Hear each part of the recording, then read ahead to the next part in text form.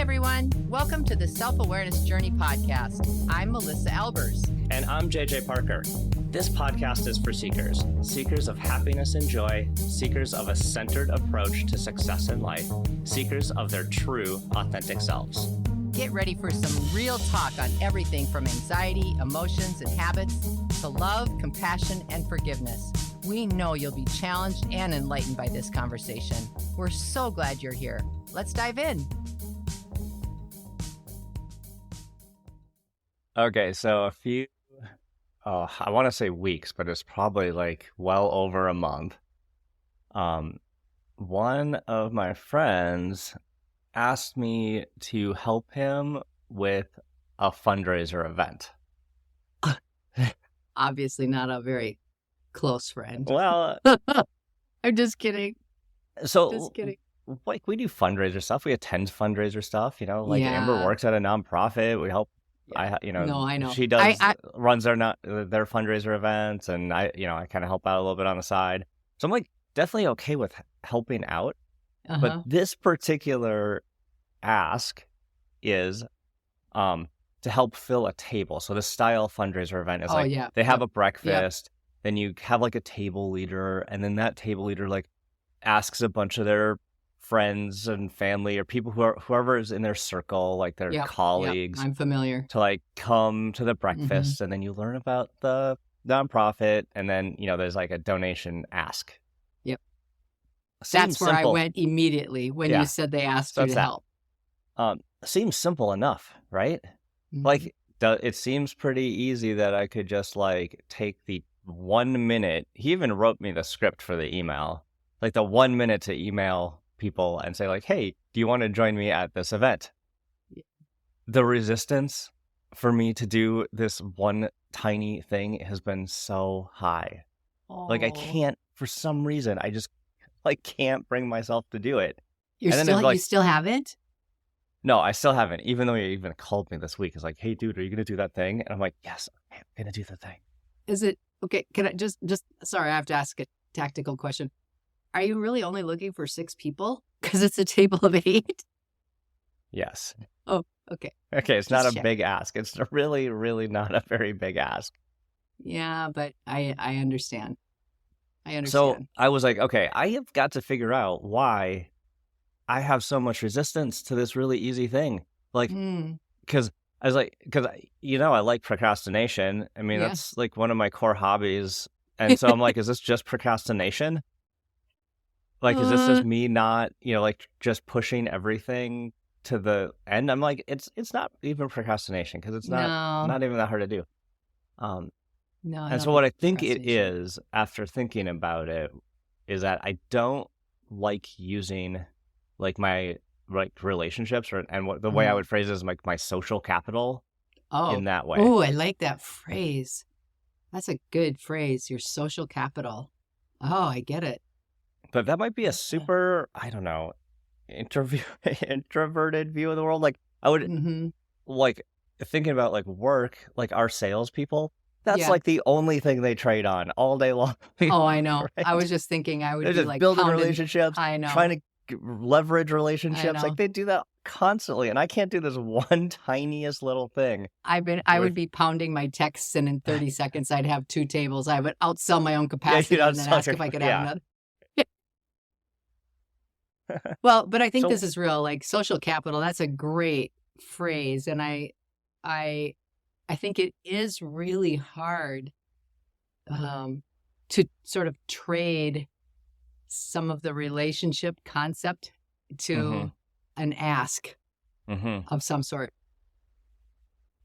And I find myself in that position a lot, and I also find myself being asked a lot. Right? I wonder if some of that has to do with personality, or I don't know. I don't know. That's a good question. I don't mind being asked about like if someone was to ask me to attend, like one of their friends' breakfast things. Sure. I wouldn't mind that. I'm like, sure, fine. And I actually probably wouldn't even think that they're using their social capital in order to get that done. No. Right. So when I'm on the other side, it doesn't even occur to me.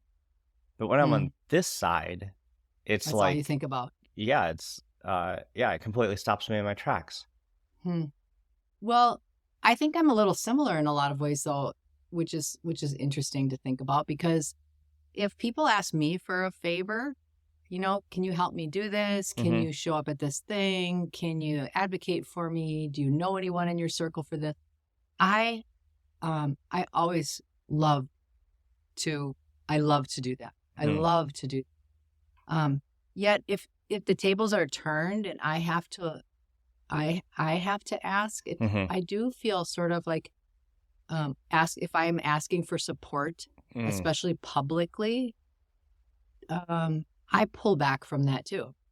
I find myself pulling back from it. Oh, I wonder if it's a little bit of that like independence thing. We had that conversation about being too independent, and one of the traits of being too independent was like never asking for help.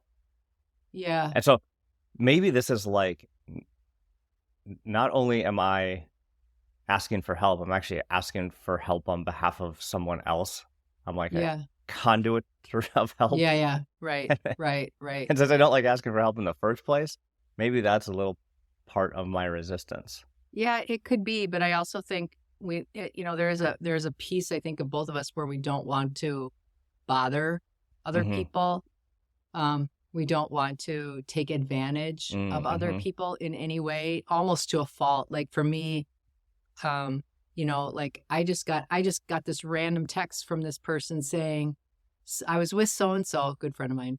I was with so-and-so the other day and explained my situation. And both she and her husband said, oh, you have to talk to Melissa Albers. And so he reached out via text and then an email and asked if I would meet with him. And I was like, absolutely. Any friend of theirs is a friend of mine. Right. But if I have to ask someone for something, I feel like my mind starts to drift to, I know they're so busy. They probably get asked this kind of stuff all the time. And I start to justify in my mind why they won't, where it will be a huge burden for them. When in reality, they wouldn't think of it that at all. Like, not at all. I don't know if it's independence as much as I don't know if it's independence. I think it's something different. Yeah, that's why I kind of like go back to that social capital idea. It's like, even just like you and I, like you and I have invested a lot into each other. Yeah. As far as time, trust, resources, everything, right? So I believe we've built up a really big bank. Our bank accounts, our social bank accounts with each other are very full. Yeah. But like even with you, I oftentimes like don't even want to draw on that bank account. Oh, that's so interesting.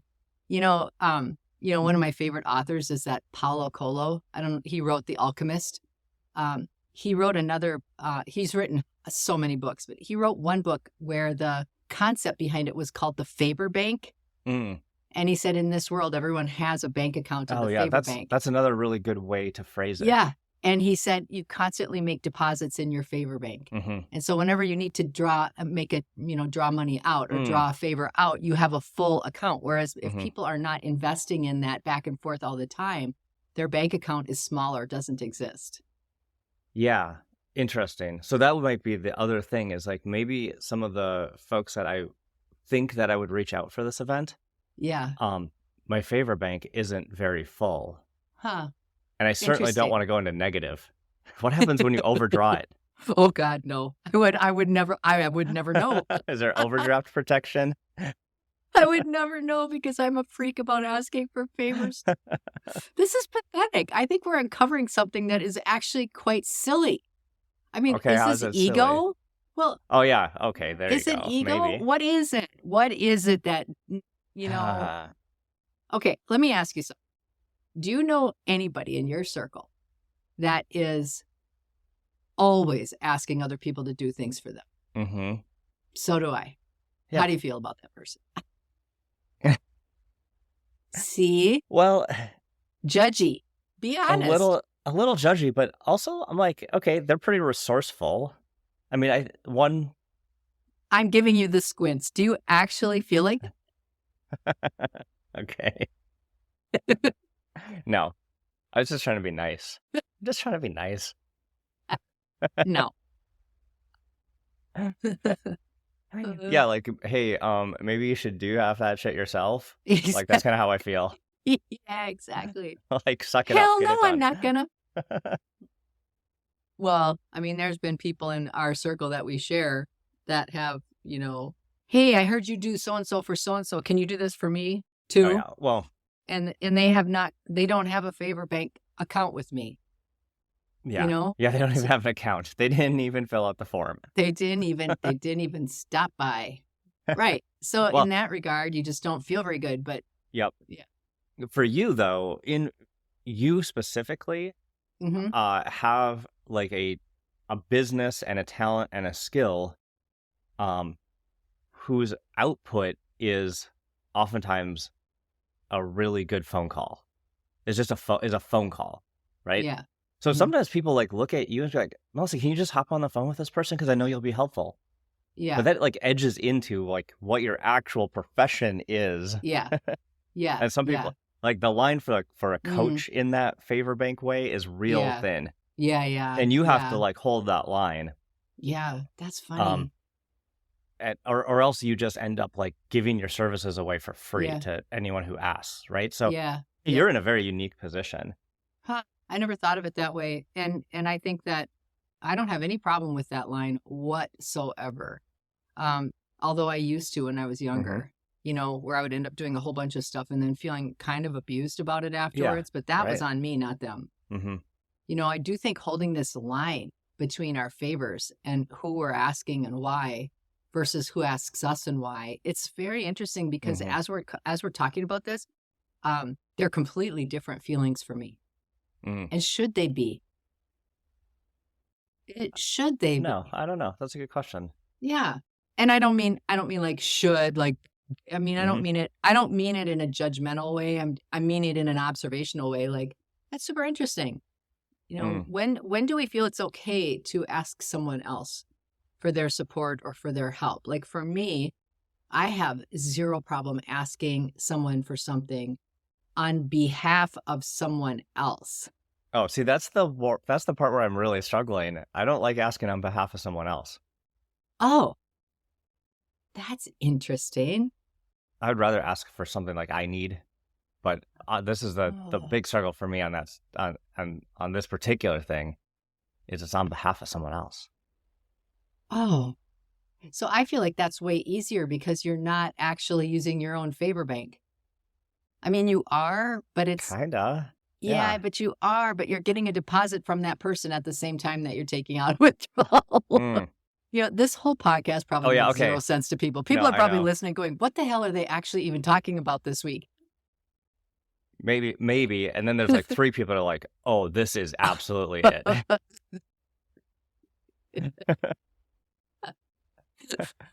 Oh, I hadn't considered the part where, oh yeah, that's dumb of me. I hadn't considered the part where I was also taking a favor deposit. Oh, yeah. Should've done that. Because you're doing something for someone else and on behalf of something else. Like in that situation, like for example, I'm on a board and the vice president of our board is also on another board that she's been on for years and years and years. And that other organization, it's a student organization for the arts. It's amazing. And there was a big fundraiser in Gala for it. And so she just said to the 2 of us that we're on the AAA board together. And she said, hey, do you guys want to come to this function with me? I've got a table. And she had a big table.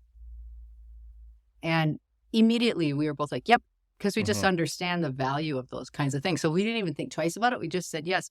And I can promise you, she didn't think twice about asking us. It was just like, we're in this thing together. We do this thing together. So you recognize the value over here is the same thing. Do you want to come with me for that too? And we were like, yep, absolutely. So I think in some regards, is it your relationship with the person? Like, do we charter our ability to ask favor based on our level of relationship with that person? do we think about it differently based on that? Or is it we say we're willing to ask based on social constructs? Like what other people will see or think? Mm-hmm.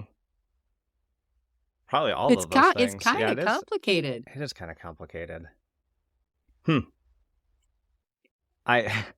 I'm such a kind of person that like doesn't want to inconvenience anybody ever. Right, And I know. also I'm so protective of my time. Yeah. That I think that's the you're other so thing much better than I am at that bothers me is this like I don't want to ask any like what am I asking for? Like I'm asking for somebody's most precious resource, which is time. That I'm asking them to give us a thing they can never ever get back, which is 1 hour of time. That sounds so ridiculous. Just a little dramatic. Because here's the thing, there is free will. There's free will. Okay. They could say no. No, thanks. They might just say, no, thanks. Got to bring my kid to school. No, thanks. Yeah, I was going to waste that time on Instagram anyway.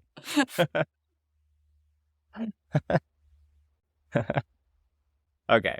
Well, now we're getting somewhere because now this whole thing's kind of feeling a little ridiculous. Well, maybe, but maybe not. I mean, it is a lot more complicated than we first start to talk about. I think it really is. But here's a question I would ask you. How does it feel when someone asks you for a favor and it's exactly in your wheelhouse and you know why they asked you and it's easy for you? How does it feel? Oh, that feels good. Why does it feel good? Because I know that I can be helpful. Yeah. And it's satisfying. Like, It's really satisfying, right?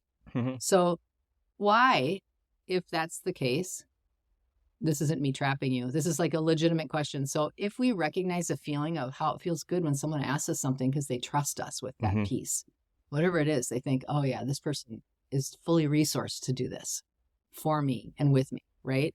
And then we feel like kind of honored. At least I do. I feel really honored when people ask me, hey, can you help me with this? Or, would you be willing to do this for me? And I know it's something in my sweet spot. I feel excited to do it. Like I feel honored and excited to do it. And why would we hold off allowing someone else that same benefit by asking them for their help for us? Yeah. Right? Yep. If this ask was like, can you build a spreadsheet for me? I'd have been like, hell yeah, let's go. I got you. Well, but exactly. Yeah. Here's why I'm not the salesperson right here. Because I don't want to email loose acquaintances and invite them to a thing. Yeah, exactly. Because that person asked you out of your comfort zone, out of something that's not natural for you. That's totally it. And the person may not know you as well. That person didn't know you as well, perhaps. He knows that I'd hate that. So he was desperate then. Yeah, maybe that's it. He just needs those tables filled, and he's at the point where he doesn't care. I'll take anyone, even JJ, who barely maintain a social relationship.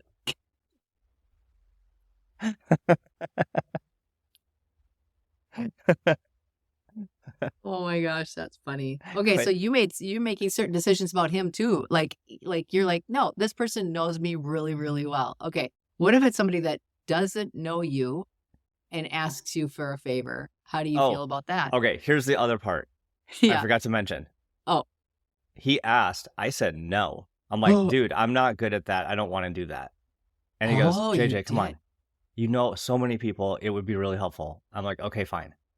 So I did, my first tactic was a boundary tactic. Like, no, I'm not going to do that. It's not. Good for you, by the way. That's a new thing. Oh, yeah. Then I caved, instantly.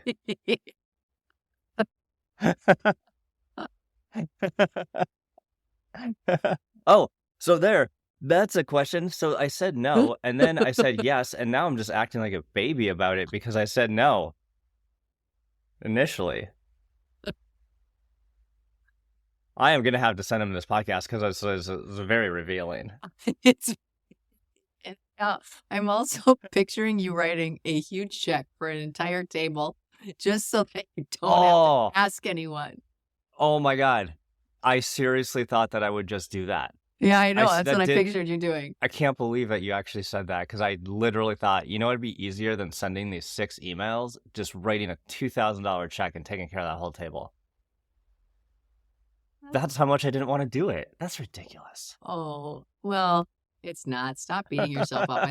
I honestly think way more people feel like this than not. I think a lot of times that, and sometimes, I think there's also like a false level of closeness. Like a lot of people, when they need something, may reach out to their first tier people of support, their first tier relationships. And then when those first tier relationships don't render what they need, they go to that next tier. And they have sort of a level of closeness that maybe isn't actually shared with you. And then you don't feel it's easy to do that. It's hard to, and I think maybe that's what you're referring to when you say, it's not easy for me to ask on someone else's behalf. For me, if someone asks me for a favor, that's not really about me or anything like that. I find myself sort of like in my mind thinking about what they're asking. And I think, is this worthy? Like, does this make sense to me? Is this worthy? What will I look like in using one of my favor chips in this ask? Because I don't want to waste any of my deposits. Yeah. I really don't. There was a case once where there was a young man that was networking, and he was just a powerhouse, and he came from a really rough place, and I really wanted to help him. And so I sent him to a couple of people in my network that had some authority and influence over what he was needing. And this young man set up a networking, air quotes, coffee with this contact of mine, and then brought his boss and switched the whole session into a hard sales pitch. So I got a call, as you would expect. Yeah, right. And this person was a very busy person with a lot of influence, and he was mad. And I was mad. Don't ever do that to me again, right? Don't set me up with this person and have it be a sales call. Yep. And actually he was mad enough where he brought it up every time I talked to him for a couple months. And I was like, I didn't recognize that was going to happen. So that would be like, that would be a version of what I'm talking about. Like maybe what I'm like fearful of. Well, and I think I don't like using, that's why I don't like doing that maneuver. Yeah. Yeah. I mean, I get it. And I was embarrassed about that. And it actually sort of drove a temporary wedge between my contact and I, because I was embarrassed, and I was like, hey, I mean, you should recognize that that's not my style. I don't throw people everywhere, and I made a mistake, and I would like you to please stop bringing it up. I got upset about it over time, because this person kept making snide comments about it, which wasn't healthy either, but yeah. So, I mean, I get it. And yet, how many times has something bad happen as a result of you working towards something good? I don't think it's very often. I think that's just our preconceived notions and fears about interacting with other people. I don't think that happens very often. I really don't.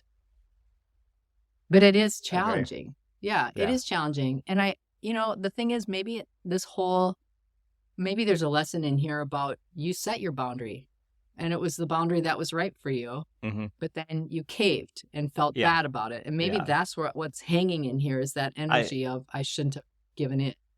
Probably. You also, still could. Maybe like I'm just preparing for such a like chaotic, messed up situation in the future that I'm going to need to take in all of my favor bank from everybody around me just to get through it. There's an absolute chaos withdrawal. Storm. Yeah. Just full withdrawal. Close the account. Everybody. Every cent Pack your out. bags. I doubt it.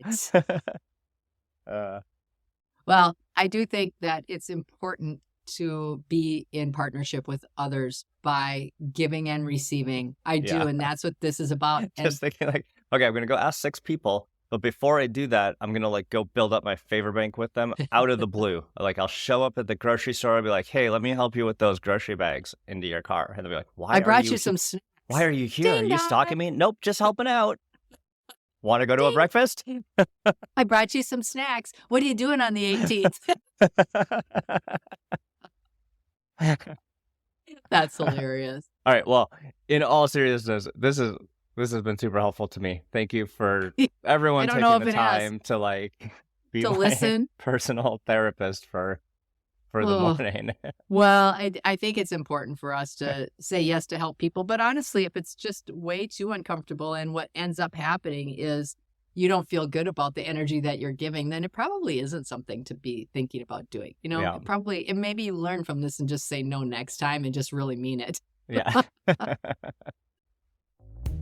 Did you enjoy this episode? Please go to your favorite podcast platform to subscribe, rate, and leave a review so others can discover it as well. Growing self-awareness is a lifelong journey, and there's always further to go. And it's better when we're all in it together. Please think of someone you know who could benefit from hearing today's conversation and share this episode with them. We can't thank you enough for listening. Until next time, happy exploring, seekers.